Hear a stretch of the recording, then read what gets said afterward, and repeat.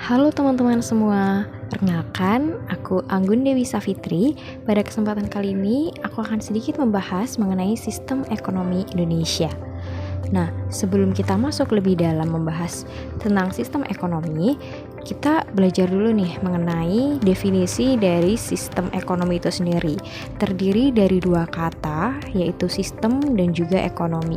Di mana definisi dari sistem itu sendiri adalah sekumpulan unsur atau elemen yang saling berkaitan dan saling mempengaruhi dalam melakukan kegiatan bersama untuk mencapai suatu tujuan. Sedangkan kata ekonomi berarti sistem aktivitas manusia yang berhubungan dengan produksi, distribusi, pertukaran, dan konsumsi barang dan jasa. Kemudian disatukan menjadi kata sistem ekonomi yang memiliki arti suatu kumpulan dari aturan-aturan atau kebijakan-kebijakan yang saling berkaitan dalam upaya memenuhi kebutuhan untuk mencapai kemakmuran. Nah, bagaimana sih implementasi sistem ekonomi di Indonesia ini dan apa dasar-dasar landasan dari pengimplementasian sistem ekonomi di Indonesia? Nah, landasan sistem ekonomi di Indonesia ini secara normatifnya adalah Pancasila dan Undang-Undang Dasar 1945, di mana Pancasila yang terdiri dari 5 sila tersebut kemudian diturunkan menjadi nilai-nilai norma untuk pelaksanaan sistem ekonomi di Indonesia. Sila yang pertama yaitu ketuhanan yang Maha Esa diturunkan menjadi nilai etik dan moral agama, di mana sistem ekonomi yang diterapkan di Indonesia harus memiliki etik dan juga bermoral agama. Kemudian sila yang kedua mengenai kemanusiaan yang adil dan beradab diturunkan menjadi nilai keadilan tanpa eksploitasi, di mana sistem ekonomi Indonesia ini harus diterapkan secara adil dan tanpa melakukan eksploitasi. Kemudian sila ketiga mengenai persatuan Indonesia diturunkan menjadi nilai kebersamaan dan asas kekeluargaan, di mana sistem ekonomi di Indonesia ini akan diterapkan menggunakan prinsip kebersamaan dan berasas kekeluargaan. Kemudian sila keempat mengenai kerakyatan diturunkan menjadi nilai pengutamaan kebutuhan rakyat, di mana sistem ekonomi Indonesia nantinya bertujuan dan berfungsi dan mengutamakan kebutuhan rakyat. Kemudian sila yang kelima, keadilan sosial diturunkan menjadi nilai kesejahteraan masyarakat secara merata, di mana sistem ekonomi Indonesia ini akan menjunjung tinggi kesejahteraan masyarakat dan tentunya secara merata untuk seluruh masyarakat yang ada di Indonesia. Kemudian selain butir-butir Pancasila tersebut, keadilan ini menjadi sangat utama di dalam sistem ekonomi Indonesia. Nah, keadilan ini menjadi titik tolak proses dan sekaligus tujuan dari sistem ekonomi yang dijalankan di Indonesia. Selain butir-butir Pancasila tersebut, pasal 33 Undang-Undang Dasar 1945 merupakan pasal utama bertumpunya sistem ekonomi Indonesia yang berdasar Pancasila, dengan kelengkapannya atau pendukungnya yaitu pasal-pasal mulai dari pasal 18, 23, 27 ayat 2, dan 34. Beberapa pasal tersebut mendukung adanya pasal 33 yang membahas mengenai sistem ekonomi di Indonesia. Nah, kemudian bagaimana sih peran pemerintah dalam ekonomi atau sistem ekonomi yang harusnya berjalan di Indonesia? Yang pertama, peran pemerintah yaitu membuat aturan agar kegiatan ekonomi berjalan adil. Bukan hanya sekadar membuat aturan, namun aturan tersebut juga harus bertujuan berdasar agar sistem ekonomi yang berjalan itu menjalankan keadilan untuk seluruh masyarakat Indonesia dan seluruh lapisan industri yang ada di Indonesia, sehingga dapat ikut memajukan tingkat atau ketahanan ekonomi di Indonesia sendiri. Kemudian peran yang kedua, menjalankan kebijakan fiskal dan moneter. Yang ketiga, yaitu mengelola langsung kegiatan ekonomi untuk meningkatkan kesejahteraan sosial. Baik pemerintah dari pusat maupun pemerintah daerah bertanggung jawab untuk mengelola secara langsung kegiatan-kegiatan ekonomi yang berjalan di daerahnya masing-masing, sehingga dapat mewujudkan kesejahteraan sosial untuk masyarakat Indonesia. Nah, peran pemerintah ini sudah dilaksanakan. Nah, pasti ada aspek maupun tantangan-tantangan yang dihadapi oleh pemerintah dalam melaksanakan tugasnya. Di antaranya yaitu yang pertama, keseimbangan sektor pertanian, industri, dan jasa. Seperti yang kita ketahui, negara Indonesia ini merupakan negara yang heterogen ya. Banyak dan berbagai sektor itu ada di Indonesia, pertanian, perkebunan, perikanan, dan lain sebagainya. Maka dari itu, keseimbangan sektor-sektor tersebut itu menjadi tantangan yang harus dihadapi oleh seluruh masyarakat Indonesia, baik itu pemerintah maupun itu masyarakat juga, seperti itu. Nah, kemudian tantangan yang kedua yaitu pembangunan yang merata dan partisipasi masyarakat. Seperti yang kita tahu juga kalau Indonesia ini merupakan negara kepulauan di mana pembangunan yang merata ini sedang diusahakan oleh pemerintah kita saat ini, seperti di daerah-daerah terpencil, daerah 3T maupun daerah-daerah yang pembangunannya masih belum maksimal. Nah, tentunya dengan upaya pemerintah dalam melaksanakan pembangunan yang merata ini diperlukan juga partisipasi masyarakat untuk menjaga maupun mendukung kegiatan pembangunan yang dilaksanakan oleh pemerintah tersebut. Kemudian tantangan yang ketiga itu untuk menghindari liberalisme, etatisme, dan monopoli yang merugikan rakyat.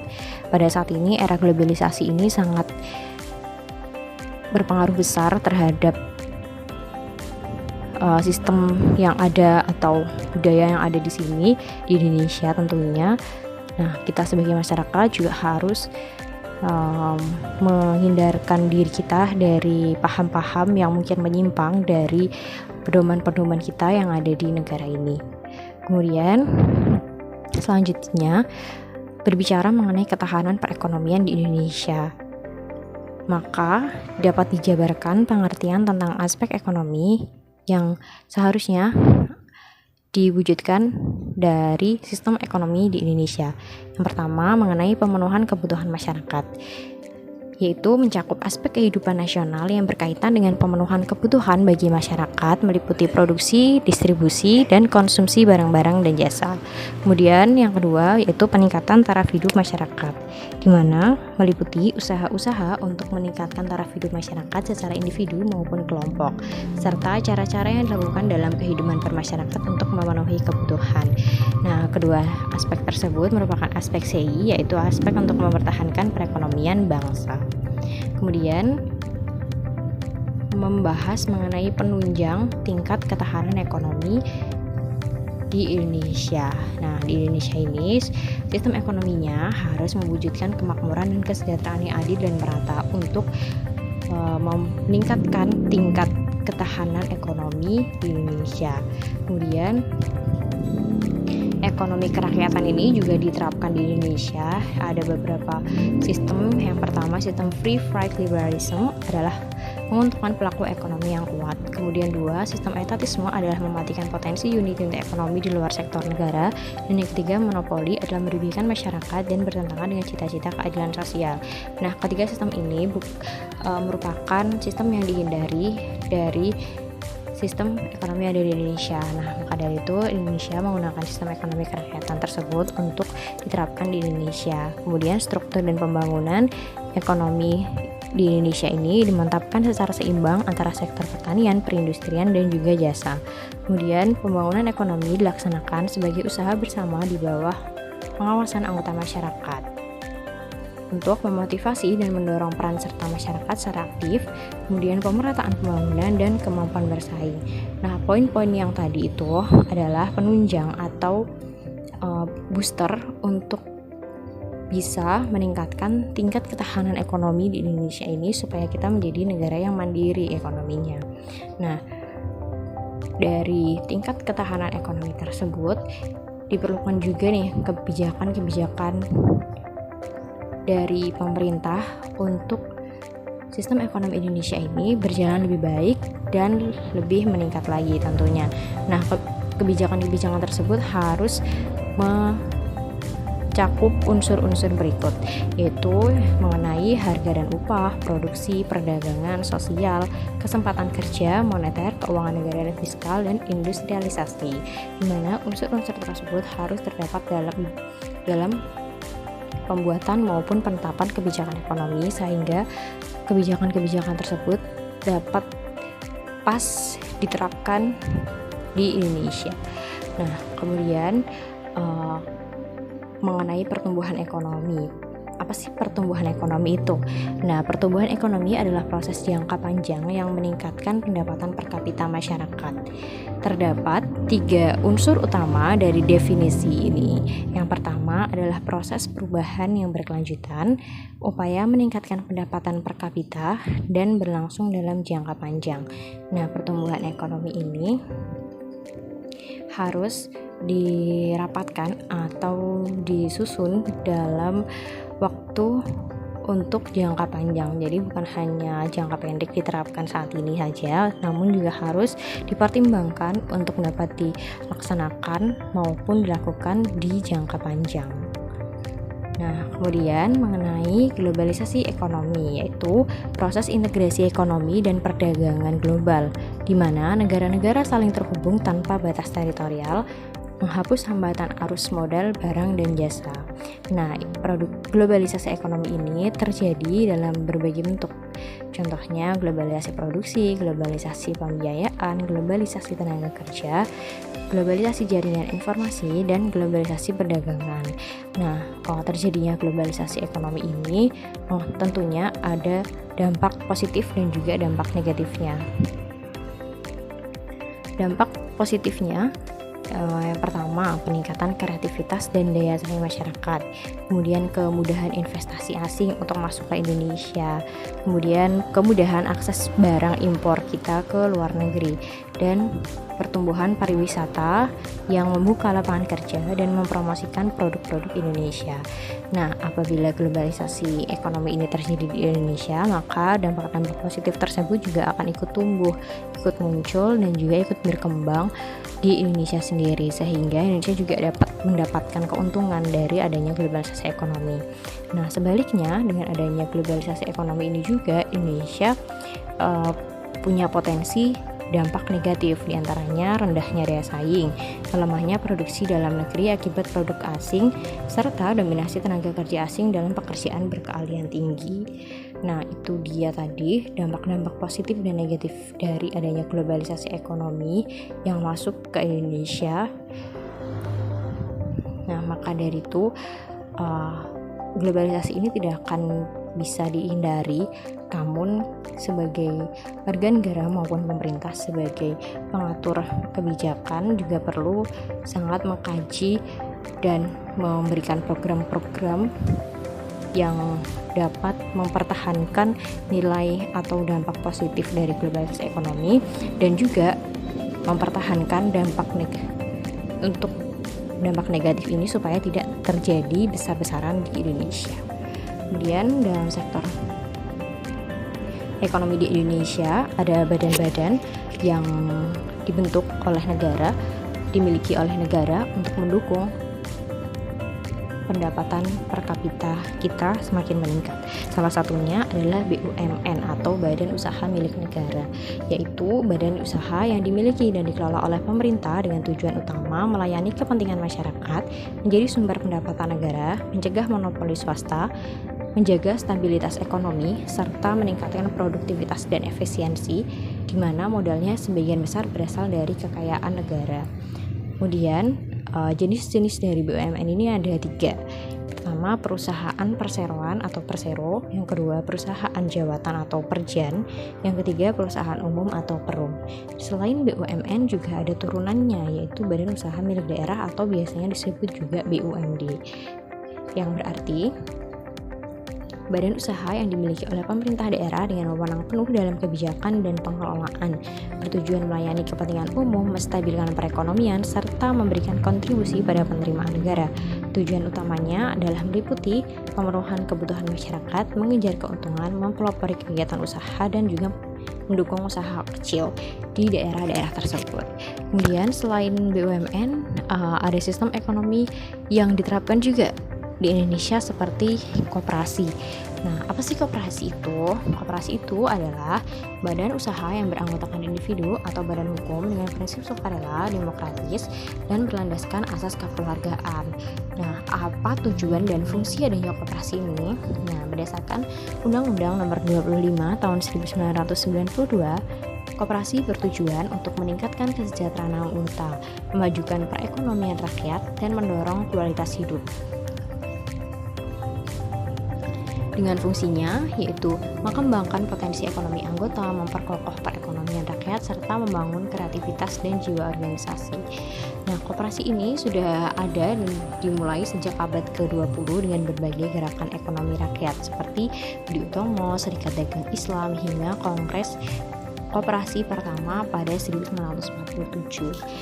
Sampai saat ini jenis-jenis koperasi itu ada berbagai macam ya. Yang pertama ada jenis koperasi konsumsi, produksi, jasa, pemasaran, serta berdasarkan tingkat wilayah dan status keanggotaannya juga.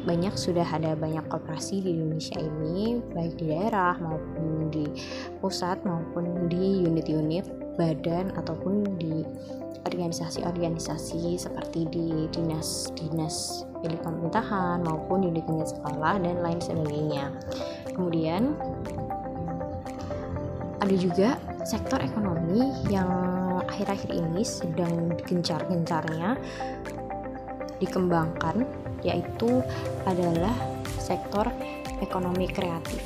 Nah, pasti kita sudah tidak asing ya dengan istilah ekonomi kreatif ini, karena di era-era sekarang ini sudah banyak disebutkan atau banyak dikutip mengenai ekonomi kreatif. Apa sih sebenarnya ekonomi kreatif ini? Nah, ekonomi kreatif ini berakarnya itu dari seni dan budaya manusia sejak peradaban awal. Nah, berkembang pesatnya sejak era pencerahan.